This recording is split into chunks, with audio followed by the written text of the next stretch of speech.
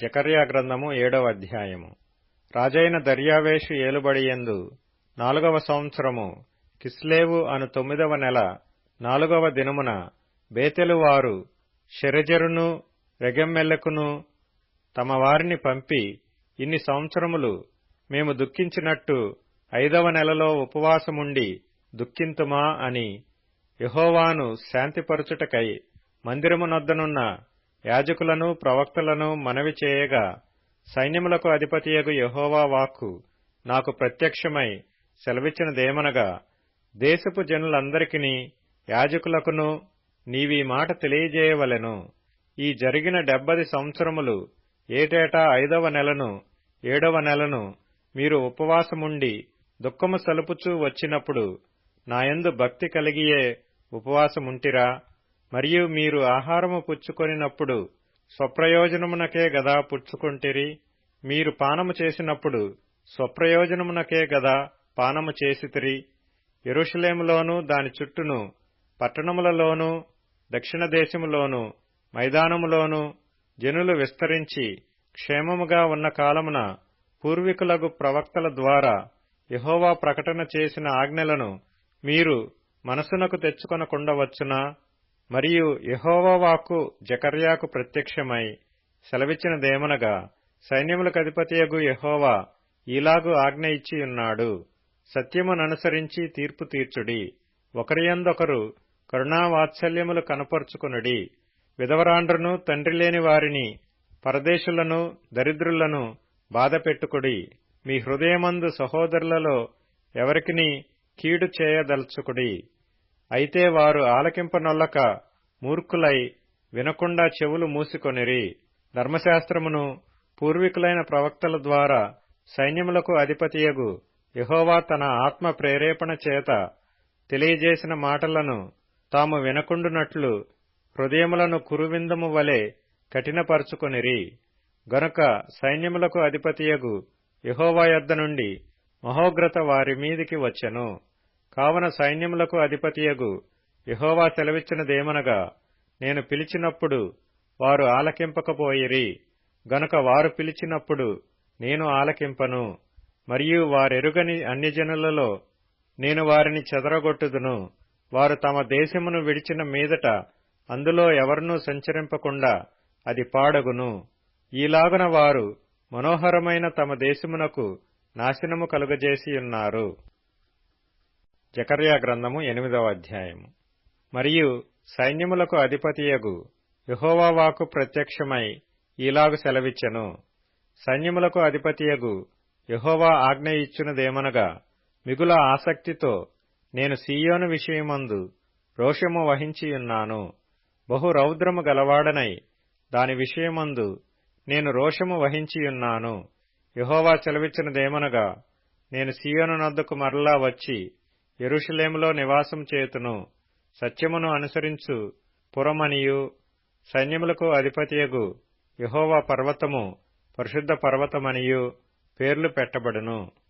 సైన్యములకు అధిపతియగు యెహోవా సెలవిచ్చినదేమనగా, అందరును వృద్ధత్వము చేత కర్రపట్టుకొని వృద్ధులేమి వృద్ధురాండ్రేమి ఇంకనూ యెరూషలేము వీధులలో కూర్చుందురు. ఆ పట్టణపు వీధులు ఆటలాడు మగపిల్లలతోనూ ఆడుపిల్లలతోనూ నిండియుండును. సైన్యములకు అధిపతియగు యెహోవా సెలవిచ్చినదేమనగా, ఆ దినములందు శేషించియున్న జనులకిది ఆశ్చర్యమని తోచినను నాకునూ ఆశ్చర్యమని తోచునా? ఇదే యెహోవా వాక్కు. సైన్యములకు అధిపతియగు యెహోవా సెలవిచ్చినదేమనగా, తూర్పు దేశములో నుండియు పడమటి దేశములో నుండియు నేను నా జనులను రప్పించి రక్షించి యెరూషలేములో నివసించుటకై వారిని తోడుకొని వచ్చెదను. వారు నా జనులై యుందురు. నేను వారికి దేవుడనై యుందును. ఇది నీతి సత్యములను బట్టి జరుగును.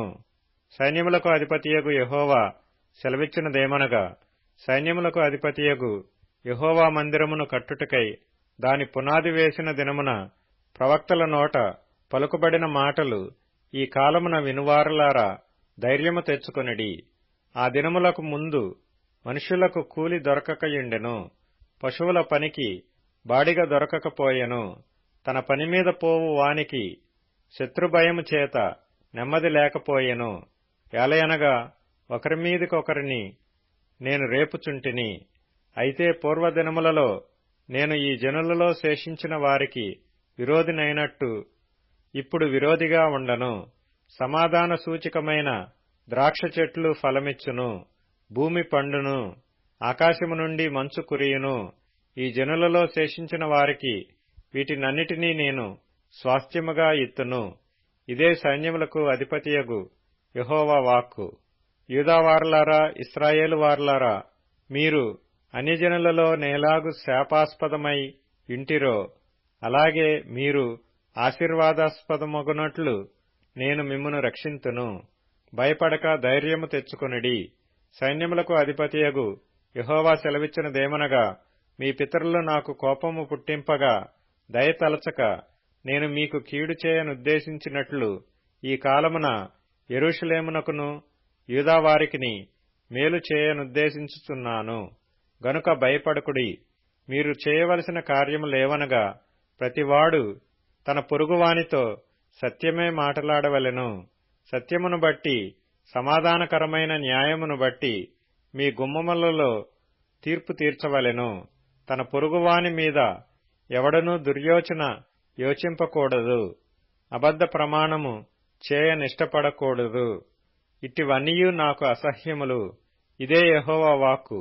మరియు సైన్యములకు అధిపతియగు యెహోవా వాక్కు నాకు ప్రత్యక్షమై ఈలాగు సెలవిచ్చెను. సైన్యములకు అధిపతియగు యెహోవా ఆజ్ఞ ఇచ్చినదేమనగా, 4వ నెలలోని ఉపవాసము, 5వ నెలలోని ఉపవాసము, 7వ నెలలోని ఉపవాసము, 10వ నెలలోని ఉపవాసము యూదా ఇంటి వారికి సంతోషమును ఉత్సాహమును పుట్టించు మనోహరములైన పండుగలగును. కాబట్టి సత్యమును సమాధానమును ప్రియముగా ఎంచుడి. సైన్యములకు అధిపతియగు యెహోవా సెలవిచ్చినదేమనగా, జనములను అనేక పట్టణముల నివాసులను ఇంకనూ వత్తురు. ఒక పట్టణపు వారు మరియొక పట్టణపు వారి యొద్దకు వచ్చి ఆలస్యము చేయక యెహోవాను శాంతిపరచుటకును సైన్యములకు అధిపతియగు యెహోవాను వెదుకుటకును మనము పోదము రండి అని చెప్పగా వారు మేమును వత్తుమందురు. అనేక జనములను బలమును గల జనులను యెరూషలేములో సైన్యములకు అధిపతియగు యెహోవాను వెదుకుటకును యెహోవాను శాంతిపరచుటకును వత్తురు. సైన్యములకు అధిపతియగు యెహోవా సెలవిచ్చినదేమనగా, ఆ దినములలో ఆయా భాషలు మాటలాడు అన్యజనులలో 10 మంది ఒక యూదుని చెంగు పట్టుకొని, దేవుడు మీకు తోడుగా ఉన్నాడను సంగతి మాకు వినబడినది గనుక మేము మీతో కూడా వత్తుమని చెప్పుదురు. జకర్యా గ్రంథము 9వ అధ్యాయము. హద్రాకు దేశమును గూర్చియు దమస్కు పట్టణమును గూర్చియు వచ్చిన దేవోక్తి. ఎలయనగా, యెహోవా సర్వనరులను ఇశ్రాయేలు గోత్రపు వారినందరినీ లక్ష్యపెట్టువాడు గనుక దాని సరిహద్దును ఆనుకొనియున్న హమాతును గూర్చియు జ్ఞాన సమృద్ధి గల తూరు సీదోనులను గూర్చియు అది వచ్చెను. తూరు పట్టణపు వారు ప్రాకారము గల కోటను కట్టుకొని ఇసుక రేణువులంత విస్తారముగా వెండిని, వీధులలోని కసువంత విస్తారముగా సువర్ణమును సమకూర్చుకొనిరి. యెహోవా సముద్రమందుండు దాని బలమును నాశనము చేసి దాని ఆస్తిని నరుల చేతికి అప్పగించును. అది అగ్నిచేత కాల్చబడును. అష్కెలోను దానిని చూచి జడియును. గాజా దానిని చూచి బహుగా వణుకును. ఎక్రోను పట్టణము తాను నమ్ముకొనినది అవమానము నొందగా చూచి భీతి నొందును. గాజా రాజు లేకుండా పోవును. అష్కెలోను నిర్జనముగా ఉండును. అష్డోదులో సంకరజనము కాపురముండును. ఫిలిష్తీల అతిశయాస్పదమును నేను నాశనము చేసేదను. వారి నోట నుండి రక్తమును వారెకనూ తినకుండా వారి పండ్ల నుండి హేయమైన మాంసమును నేను తీసివేసేదను. వారును శేషముగా నుందురు. మన దేవునికి వారు యూదావారిలో పెద్దల వలె నుందురు. ఎక్రోను వారును యెబూసీయుల వలె నుందురు. నేను కన్నులారా చూచితిని గనుక బాధించువారు ఇకను సంచరింపకుండను. తిరుగులాడు సైన్యములు నా మందిరము మీదికి రాకుండను. దానిని కాపాడుకొనుటకై నేనొక దండుపేటను ఏర్పరచెదను. సియోను నివాసులారా బహుగా సంతోషించుడి. యెరూషలేము నివాసులారా ఉల్లాసముగా ఉండుడి. నీ రాజు నీతిపరుడును రక్షణ గలవాడును దీనుడునై గాడిదను గాడిద పిల్లను ఎక్కి నీ యొద్దకు వచ్చుచున్నాడు. ఎఫ్రాయిములో రథములుండకుండా నేను చేసెదను, యెరూషలేములో గుర్రములు లేకుండా చేసెదను, యుద్ధపు విల్లు లేకుండా పోవును. నీ రాజు సమాధాన వార్త అన్యజనులకు తెలియజేయును. సముద్రము నుండి సముద్రము వరకు, యూఫ్రటీసు నది మొదలుకొని బూదిగంతము వరకు అతడు ఏలును. మరియు నీవు చేసిన నిబంధన రక్తమును బట్టి తాము పడిన నీరులేని గోతిలో నుండి చెరపట్టబడిన నీ వారిని నేను విడిపించెదను. బంధకములలో పడియుండియు నిరీక్షణ గలవారులారా, మీ కోటను మరలా ప్రవేశించుడి. రెండంతలుగా మీకు మేలు చేసేదనని నేడు నేను మీకు తెలియజేయుచున్నాను. యూదా వారిని నాకు విల్లుగా వంచుచున్నాను, ఎఫ్రాయిము వారిని బాణములుగా చేయుచున్నాను. సీయోను, నీ కుమారులను రేపుచున్నాను. శూరుడు ఖడ్గము ప్రయోగించున్నట్లు నేను నిన్ను ప్రయోగింతును. గ్రేకీయులారా, సీయోను కుమారులను మీ మీదికి రేపుచున్నాను. యెహోవా వారికి పైగా ప్రత్యక్షమగును, ఆయన బాణములు మెరుపువలే విడువబడును. ప్రభువగు యెహోవా బాకానాదము చేయిచు దక్షిణ దిక్కు నుండి వచ్చు గొప్ప సుడిగాలితో బయలుదేరును.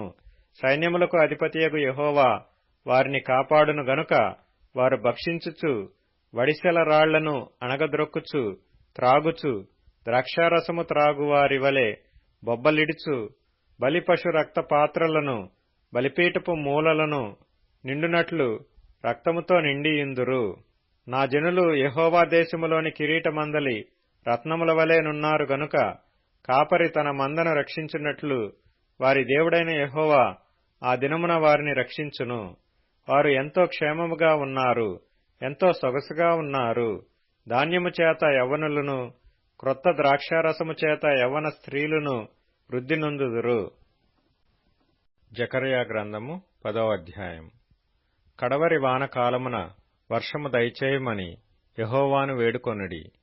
ప్రతివాని చేనిలోను పైరు మొలచునట్లు యెహోవా మెరుపులను పుట్టించును, ఆయన వానలు మెండుగా కురిపించును. గృహదేవతలు వ్యర్థమైన మాటలు పలికిరి, సోదెగాండ్రకు నిరర్ధకమైన దర్శనములు కలిగినవి. మోసముతో కలలకు భావము చెప్పిరి, మాయగల భావములు చెప్పి ఓదార్చిరి. కాబట్టి గొర్రెల మంద తిరుగులాడునట్లు జనులు తిరుగులాడిరి, కాపరి లేక బాధ నొందిరి. నా కోపాగ్ని మండుచు కాపరుల మీద పడును, మేకలను నేను శిక్షించెదను. సైన్యములకు అధిపతియగు యెహోవా తన మందయగు యూదావారిని దర్శించి వారిని తనకు రాజకీయములగు అశ్వముల వంటి వారినిగా చేయను. వారిలో నుండి మూలరాయి పుట్టును, మేకును యుద్ధపు విల్లును వారి చేత కలుగును. బాధించువాడు వారిలో నుండి బయలుదేరును. వారు యుద్ధము చేయుచు వీధుల బురదలో శత్రువులను త్రొక్కు పరాక్రమశాలుర వలె ఉందురు. యెహోవా వారికి తోడైయుండును గనుక వారు యుద్ధము చేయగా గుర్రములను ఎక్కువారు సిగ్గునొందుదురు. నేను యూదావారిని బలశాలురుగా చేసెదను. యోసేపు సంతతి వారికి రక్షణ కలుగజేసి వారికి నివాస స్థలము ఇచ్చెదను. నేను వారి ఎడల జాలిపడుదును. నేను వారి దేవుడనైన యెహోవాను. నేను వారి మనవి ఆలకింపగా నేను వారిని విడిచిపెట్టిన సంగతి వారు మరచిపోవుదురు. ఎఫ్రాయిము వారు బలాఢ్యుల వంటి వారగుదురు. ద్రాక్షారసపానము చేయువారు సంతోషించున్నట్లు వారు మనసును ఆనందింతురు. వారి బిడ్డలు దాని చూచి ఆనందపడుదురు. యెహోవాను బట్టి వారు హృదయపూర్వకముగా ఉల్లసించుదురు. నేను వారిని విమోచించి ఉన్నాను గనుక వారిని ఈలవేసి పిలిచి సమకూర్చెదను. మునుపు విస్తరించినట్లు వారు విస్తరించుదురు. అన్యజనులలో నేను వారిని విత్తగా దూరదేశములలో వారు నన్ను జ్ఞాపకం చేసుకొందురు. వారును వారి బిడ్డలను సజీవులై తిరిగి వత్తురు. ఐగుప్తు దేశములో నుండి వారిని మరలా రప్పించి అష్షూరు దేశములో నుండి సమకూర్చి ఎక్కడనూ చోటు చాలనంత విస్తారముగా గిలాదు దేశములోనికిని లెబానోను దేశములోనికిని వారిని తోడుకొని వచ్చెదను. యెహోవా దుఃఖ సముద్రమును దాటి సముద్ర తరంగములను అణిచివేయును. నైలు నది యొక్క లోతైన స్థలములను ఆయన ఎండజేయును. అష్షూరీయుల అతిశయాస్పదము కొట్టివేయబడును. ఐగుప్తీయులు రాజదండమును పోగొట్టుకొందురు. నేను వారిని యెహోవాయందు బలశాలురుగా చేయుదును. ఆయన నామము స్మరించుచు వారు వ్యవహరింతురు. ఇదే యెహోవా వాక్కు. కీర్తనల గ్రంథం 148వ కీర్తన. భూమి మీదనున్న మకరములారా, అగాధ జలములారా, యెహోవాను స్తుతించుడి. అగ్ని వడగండ్లారా, మహిమ, ఆవిరి, ఆయన ఆజ్ఞను నెరవేర్చు తుపాను, పర్వతములారా, సమస్తమైన గుట్టలారా, ఫలవృక్షములారా, సమస్తమైన దేవదారు వృక్షములారా, మృగములారా, పశువులారా, నేలను ప్రాకు జీవులారా, రెక్కలతో ఎగురు పక్షులారా, భూరాజులారా, సమస్త ప్రజలారా, భూమి మీదనున్న అధిపతిలారా, సమస్త న్యాయాధిపతులారా, యెహోవాను స్తుతించుడి. యవనులు, కన్యలు, వృద్ధులు, బాలురు అందరును యెహోవా నామమును స్తుతించుదురుగాక. ఆయన నామము మహోన్నతమైన నామము. ఆయన ప్రభావము భూమ్యాకాశములకు పైగానున్నది. ఆయన తన ప్రజలకు ఒక శృంగమును హెచ్చించియున్నాడు. అది ఆయన భక్తులకందరికిని, ఆయన చెంతజేరిన జనులకు ఇశ్రాయేలీయులకును ప్రఖ్యాతికరముగానున్నది. యెహోవాను స్తుతించుడి. సామెతల గ్రంథం 31వ అధ్యాయము. జ్ఞానము కలిగి తన నోరు తెరచును, కృపగల ఉపదేశము ఆమె బోధించును. ఆమె తన ఇంటి వారి నడతలను బాగుగా కనిపెట్టును. పని చేయకుండా ఆమె భోజనము చేయదు. ప్రకటన గ్రంథము 20వ అధ్యాయము. మరియు పెద్ద సంకెళ్లను చేతపట్టుకొని అగాధము యొక్క తాళపు చెవిగల యొక్క దేవదూత పరలోకము నుండి దిగివచ్చుట చూచితిని. అతడు ఆది సర్పమును అనగా అపవాదియు సాతానును అను ఆ ఘట సర్పమును పట్టుకొని 1000 సంవత్సరములు వానిని బంధించి అగాధములో పడవేసి, ఆ 1000 సంవత్సరములు గడుచు వరకు ఇక జనములను మోసపరచకుండునట్లు అగాధమును మూసి దానికి ముద్ర వేసెను.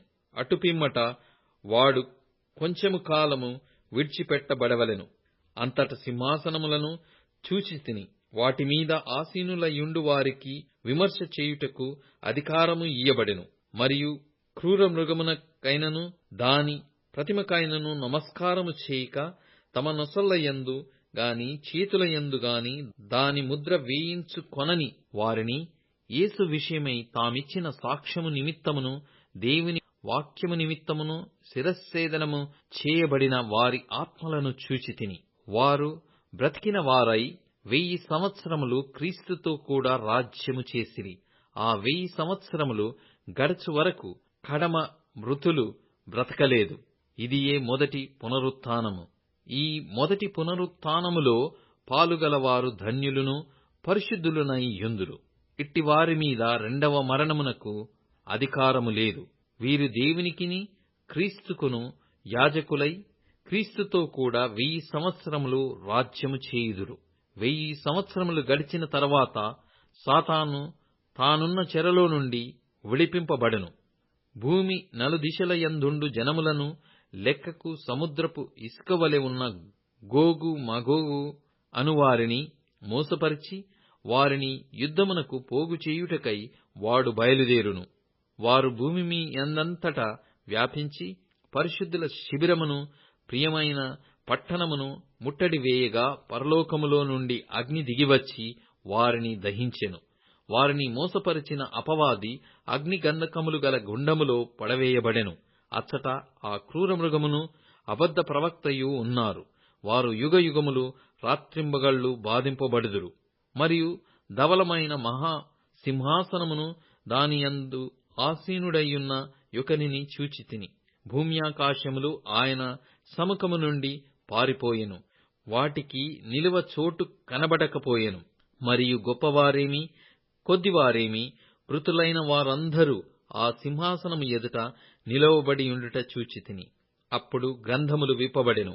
మరియు జీవ గ్రంథమను వేరొక గ్రంథము విప్పబడెను. ఆ గ్రంథముల యందు వ్రాయబడియున్న వాటిని బట్టి తమ క్రియల చొప్పున మృతులు తీర్పు పొందిరి. సముద్రము తనలో ఉన్న మృతులను అప్పగించెను. మరణమును పాతాళ లోకమును వాటి వశముననున్న మృతుల నప్పగించెను. వారిలో ప్రతివాడు తన క్రియల చొప్పున తీర్పు పొందెను. మరణమును మృతుల లోకమును అగ్నిగుండములో పడవేయబడెను. ఈ అగ్నిగుండము రెండవ మరణము. ఎవని పేరైనను జీవగ్రంథమందు వ్రాయబడినట్టు కనబడని ఎడల వాడు అగ్నిగుండములో పడవేయబడెను.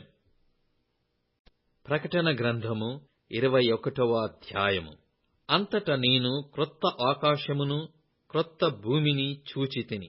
మొదటి ఆకాశమును మొదటి భూమియు గతించిపోయెను, సముద్రమును ఇకను లేదు. మరియు నేను నూతనమైన యెరూషలేము అను ఆ పరిశుద్ధ పట్టణము తన భర్త కొరకు అలంకరింపబడి పెళ్లి కుమార్తె వలె సిద్ధపడి పరలోకమందున్న దేవుని యొద్ద నుండి దిగివచ్చుట చూచితిని. అప్పుడు ఇదిగో, దేవుని నివాసము మనుషులతో కూడా ఉన్నది. ఆయన వారితో కాపురముండును, వారాయన ప్రజలయ్యుందురు. దేవుడు తానే వారి దేవుడయ్యుండి వారికి తోడయ్యుండును. ఆయన వారి కన్నుల ప్రతి బాష్ప బిందువును తుడిచివేయును. మరణము ఇక ఉండదు, దుఃఖమైనను ఏడ్పైనను వేదనయైనను ఇక ఉండదు. మొదటి సంగతులు గతించి పోయెనని సింహాసనములో నుండి వచ్చిన గొప్ప స్వరము చెప్పుట వింటిని.